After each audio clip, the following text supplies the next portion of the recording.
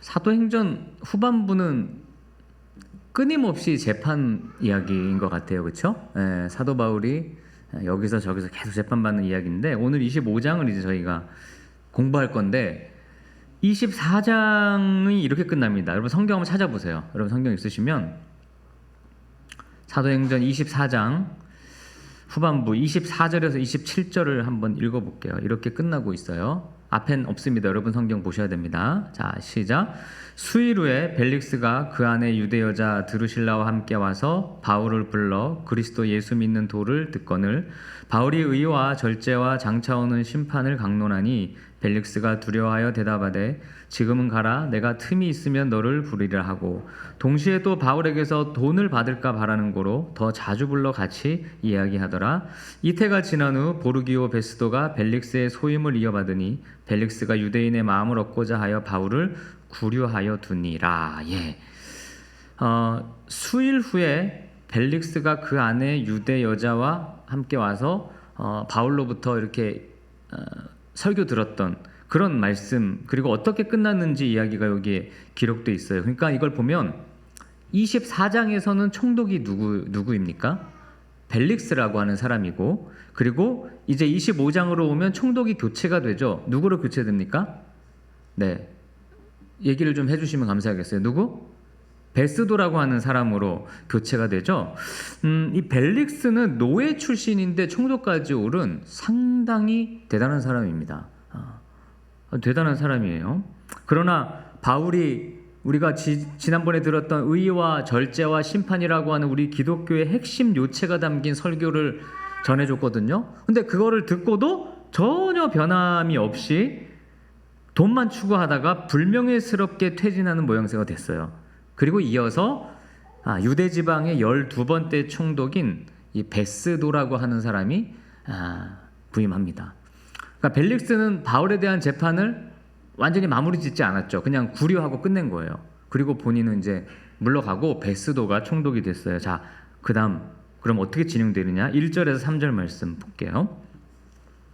1절에서 3절, 자, 크게 읽어주세요. 시작. 베스도가 부임한 지 3일 후에 가이사랴에서 예루살렘으로 올라가니 대제사장들과 유대인 중 높은 사람들이 바울을 고소할세 베스도의 호의로 바울을 예루살렘으로 옮기기를 청하니 이는 길에 매복하였다가 그를 죽이고자 함이더라.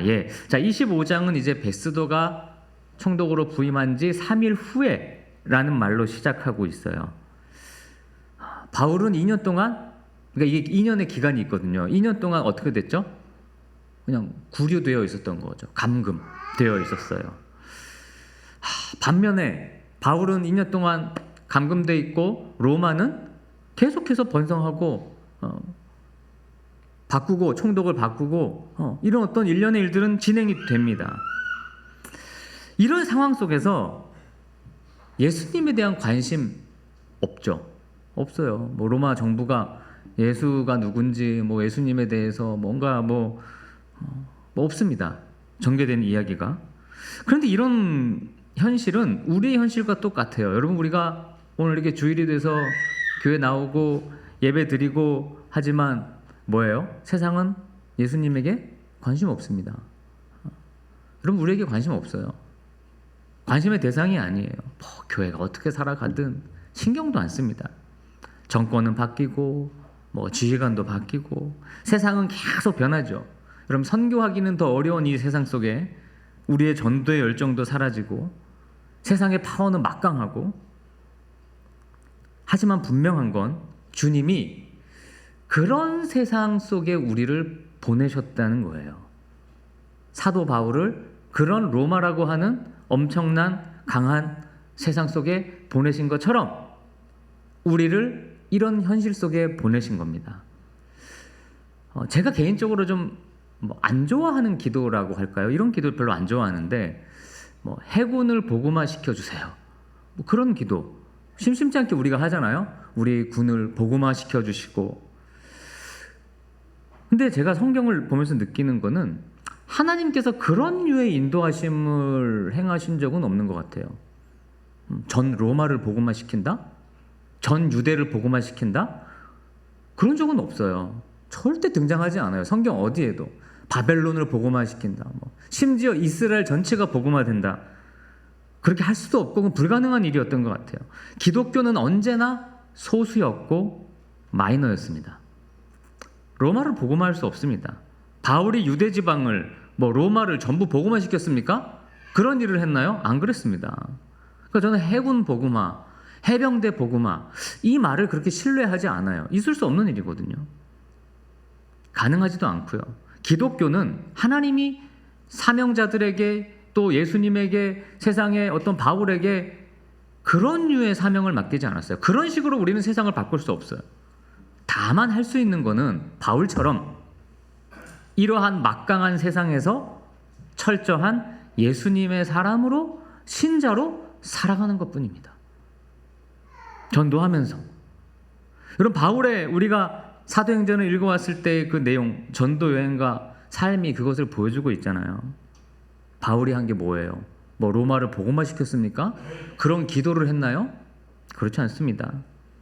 끌려다니고 도망다니면서도 그는 세상 속에서 예수님을 전한 것 그 이상 이하도 아니었던 거예요. 세상은 변하지 않습니다. 이 세상 속에서 우리가 그리스도인으로 당당하게 사는 거죠. 예수님 전하면서. 그러면 직장생활, 군생활, 우리 모든 가정생활 사실 우리가 힘들고 어려운 것은 이렇게 뭔가를 다 바꿔보려고 할 때입니다. 해군을 복음화시키고 직장의 상사를 바꿔보고 가정에 함께 사는 사람을 막 바꿔보고 근데 그럴 수가 없어요. 그런 현실 속에 우리는 그냥 어떻게 하는 거예요? 사는 거예요. 뭐로? 신실한 크리스찬으로서 살아가는 거예요. 견디며 살아가는 것입니다. 교회 생활도 마찬가지입니다. 우리 회사교회가 꾸는 꿈이 있다면 회사의 복음화는 아닐 것입니다. 그건 일어나지 않는 일일 거예요. 이 각박한 현실 속에서 내가 크리스찬으로서 신실하게 살아가는 것이죠. 때로는 박해도 받고 때로는 바울의 표현으로 끌려다니고 구류당한다고 해도 우리는 예수님을 포기할 수 없고 그 예수님을 드러내며 사는 거예요.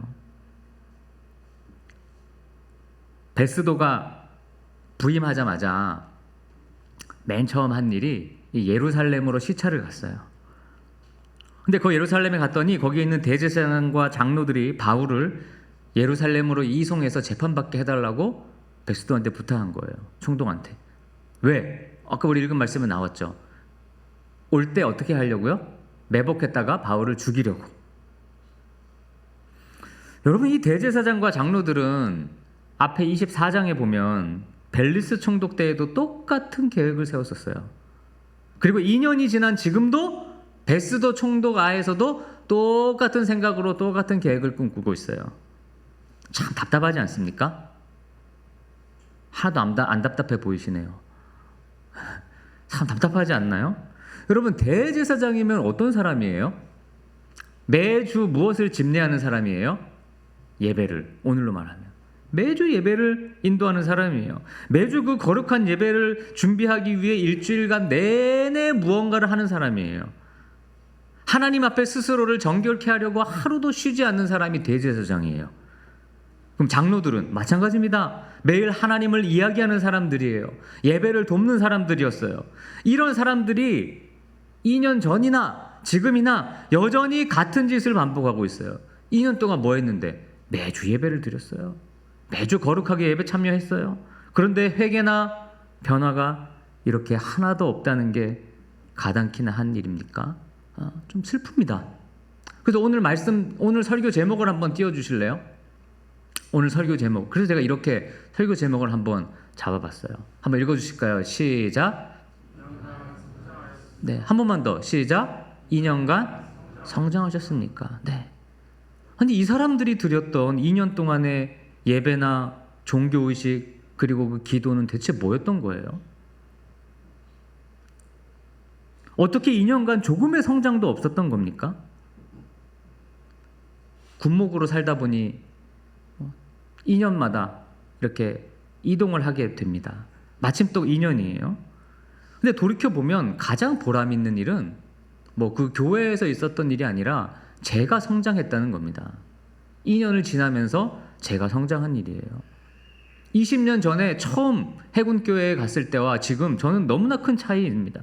너무도 다릅니다. 아니, 2년 전에 우리 해사교회 처음 왔을 때와 지금의 나는 다릅니다. 성장했고 많이 배웠습니다. 여러분은 2년간 어떠십니까?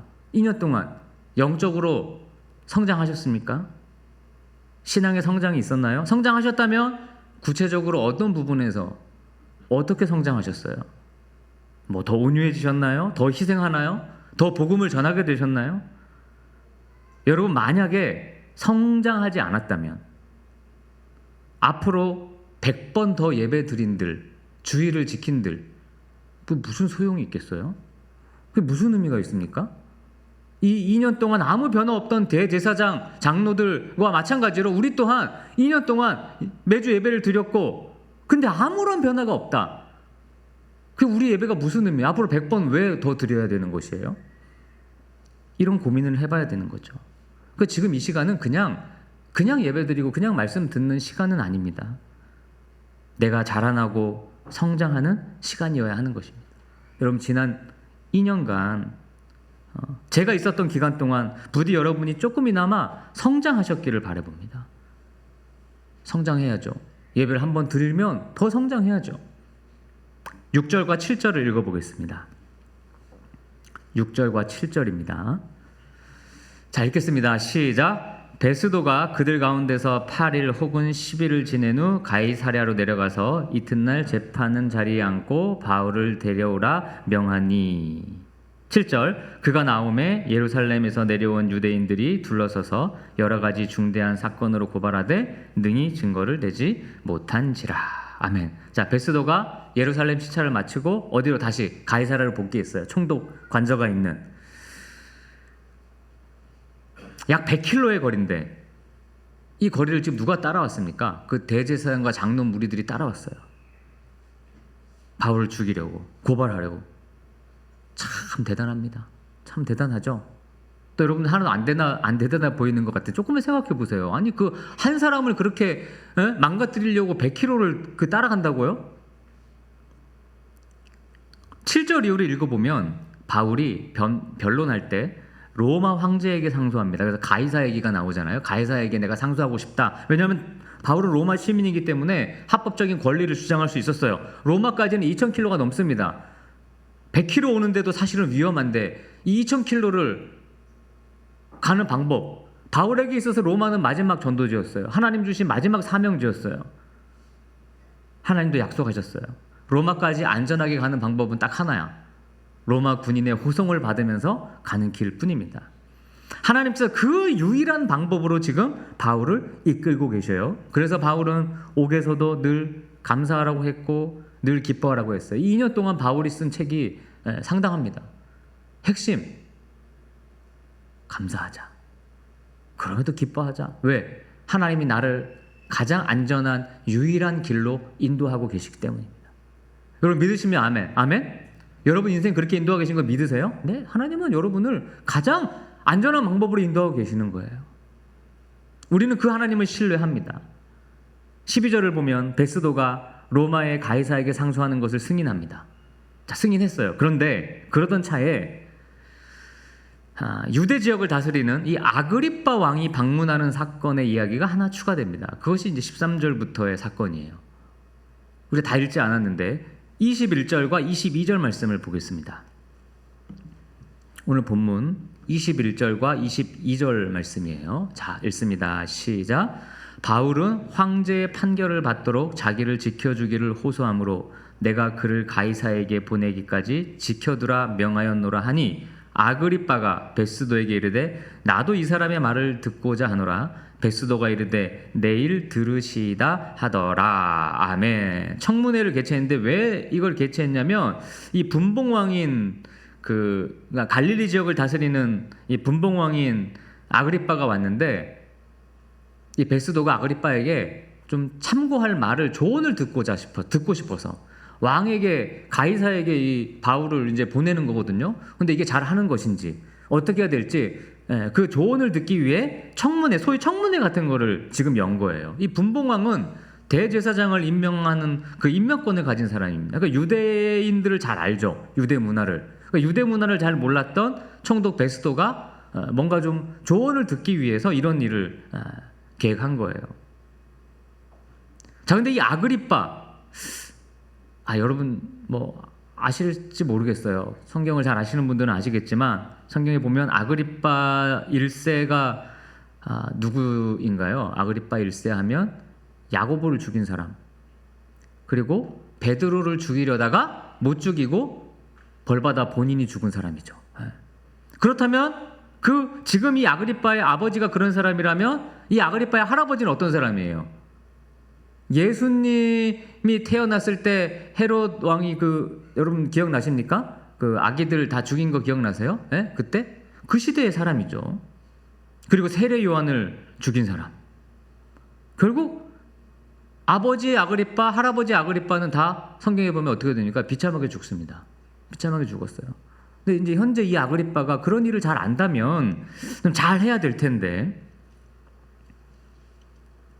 바울은 이 청문회를 그러니까 계속 재판을 받는 와중에 또 청문회를 또 해야 돼. 얼마나 짜증나겠어. 또 변명하고 변론해야 돼. 그런데 바울은 그런 이야기가, 짜증내는 이야기가 나오지 않고 오히려 분봉왕 아그리빠에게 복음을 전하는 기회로 또한 삼습니다. 존경스럽습니다. 존경스러워요. 바울은 모든 법정에서 복음을 전할 그런 찬스로, 기회로 활용했어요. 오늘 설교는 우리 지지난주에 임직식이, 해구대병들교 임직식이 있었는데 이제 장로 임직하기 전에 한 장로님이 간증하셨고, 안수 집사 임직 전에 한 안수 집사님이 간증하셨고, 이렇게 한 분씩 간증을 하시거든요. 근데 그 안수 집사님의 간증을 제가 틀어드리면서 그걸 듣고 오늘 설교는 마무리하려고 해요. 저도 그 집사님의 간증을 듣고 너무 감동이 됐고 은혜가 됐고 막 눈물도 너무 나고 제가 도전 받았어요. 저렇게 내가 신앙생활 한다는 것은 성장하면서 기회가 있을 때마다 복음을 전하는 일이구나. 그것 때문에 내가 이곳에 있는 거구나 라는 것을 알게 됐습니다. 사랑하는 여러분, 그렇게 많은 예배를 드렸고 앞으로도 드릴 거잖아요. 여러분이 성장해야 되지 않겠습니까? 그리고 기회만 있다면 예수님을 전해야 되지 않을까요? 그래야 우리가 나중에 예수님 만나더라도 할 말이 있잖아요. 그것이 우리가 해야 될 일이라고 생각합니다. 네, 이곳 설교를 마무리 짓고 우리 영상을 보도록 하겠습니다.